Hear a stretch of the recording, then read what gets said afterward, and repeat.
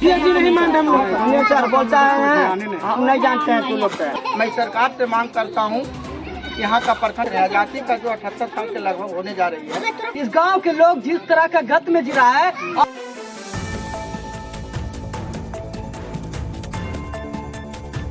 आप सभी को न्यू नवादा 24 में बहुत बहुत स्वागत है। आज हम मिलते हैं जिला अध्यक्ष, हम पार्टी का जिला अध्यक्ष आए हुए उनसे मिलते हैं और उनसे बातचीत करते हैं, जो कि जनसंपर्क में अभी यात्रा कर रहे हैं। क्या आप जनसंपर्क में जिस तरह से आप यात्रा कर रहे हैं और घर घर गांव गांव घूम रहे हैं, क्या लगता है कि आपको समस्या जिस तरह से दिख रही है, इस पर बिहार सरकार द्वारा कितने काम किए गए हैं, आप क्या कहना चाहिए इस पर? सबसे पहले हम आपको मेरा चैनल पर बहुत बहुत स्वागत है। बहुत बहुत धन्यवाद आपका भी है। हम अभी जो है रजौली विधानसभा क्षेत्र का मेस्कौर प्रखंड के जो है विषयात पंचायत का धोबिन गांव में है, और मैं यहाँ पिछले बार भी आया था। यहाँ पर एक मर्डर हुआ था, उसमें भी आए थे और उनके हक अधिकार दिलाने के लिए आवाज उठाए थे। शायद उनका पैसा अभी कुछ आ गया है, लेकिन आधार कार्ड से जुड़ है।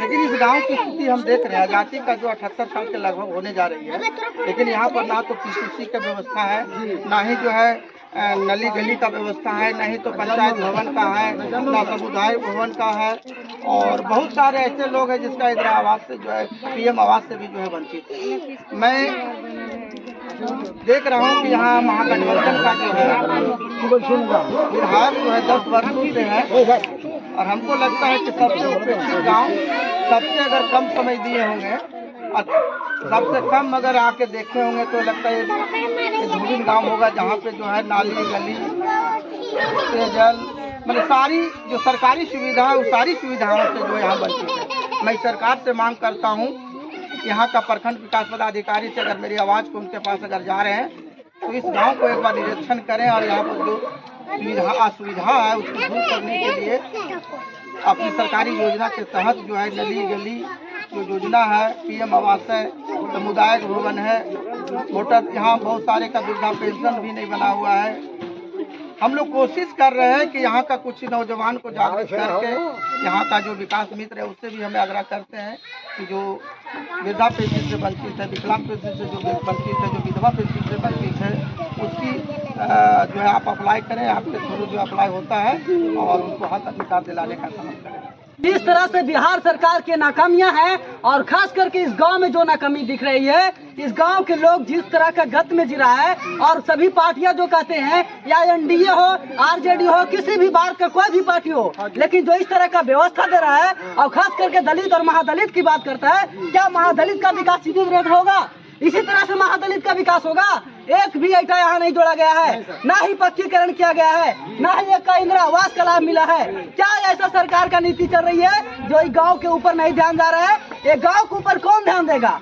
अगर आप लोग सरकार गवर्नमेंट में रह करके, आप एनडीए का सरकार हो, आरजेडी का सरकार हो, कोई भी पक्ष हो, विपक्ष हो, कोई भी सरकार हो, इस तरह का विकास जो है क्यों किया जा रहा है, खास करके महादलित टोला में? अदरवाइज आप लोग दलित और महादलित की बात करते हैं और चुनाव में आकर के जीत के महादलित के दम पर चल जाते हैं। क्या इसी तरह का विकास किया जाता है? और इसी तरह का विकास होना चाहिए। आप सभी को मैं पूरा गांव दिखाता हूँ। हम कुछ बात करते हैं यहाँ पे, हमारे देख रहे हैं कितना भी यहाँ पे सारे माताएं बहनें और मेरे भाई बंधु है, इनसे बात करते हैं कि क्या इस गांव पे ना तो मुखिया का नजर आया है, ना विकास मित्र का नजर आया है, ना विधायक का नजर आया है, ना ही वार्ड का नजर आया है। तो अब इस तरह का दोहरी नीति जो है इस महादलितों के साथ किया जा रहा है, क्या आखिर कारण क्या है? भैया, आपका गांव में एक भी विकास नहीं किया गया है, पूरे गांव का गांव ऐसा ही है। इस तरह का जो दलित पूरा गांव आप लोग का टोला है, क्यों यहाँ विकास नहीं किया जा रहा है? कोई ध्यान नहीं देता है तो क्या करें? मुखिया जी मैं नहीं मानता, क्यों नहीं आप लोग का गाँव में एक भी विकास? मुखिया जी नहीं मानते हम लोग सर बोलता है हम नहीं जानते हैं तू लोग का।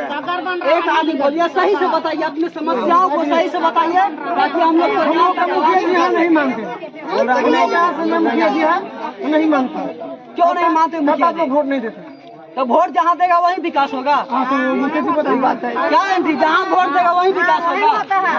जिस तरह से आप सुन रहे ग्रामीणों को, आप जिला अध्यक्ष है, क्या ऐसा होना चाहिए? दोहरी नीति है कि नहीं है? हम तो कह रहे दोहरी नीति है, और इन लोग कह रहे हैं बोले मानी जी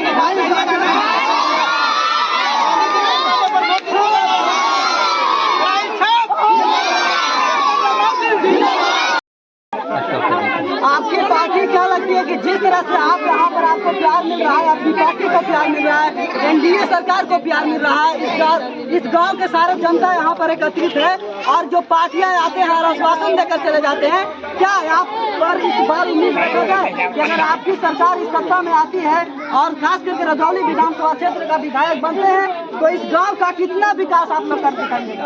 अगर हमारी पार्टी का विधायक अगर यहाँ बनते हैं तो पहला योजना शुरू होगा। अगर जिस तरह से आप यहाँ पे दावा किए हैं कि अगर मेरी पार्टी जीत जाती है तो पूरे विधानसभा में सबसे पहला विकास होगा इस गांव का, जो बिस्याट में एक छोटा सा टोला जिसका नाम है गोबली, उस गांव का होगा। क्या कहना चाहिएगा? अगर आप लोग वोट दीजिएगा, किस पार्टी का वोट दीजिएगा इस बार? हम देंगे सीताराम मांझी का। सीताराम मांझी का जीता पार्टी जो है, कौन पार्टी से सीताराम मांझी? हम पार्टी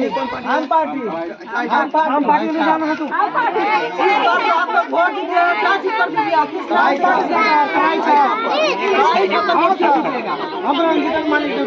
इस गांव में कितना का वृद्धा पेंशन मिलता है, कितनों को कोई नहीं मिला है, देख कर कहीं पता चला। आप लोग का वृद्धा पेंशन मिलता है? एकजुट होकर अपने नेता माननीय जीतन राम मांझी, संतोष मांझी को हाथ को मजबूत कीजिए, आपका विकास होगा, कोई रोकने वाला नहीं है।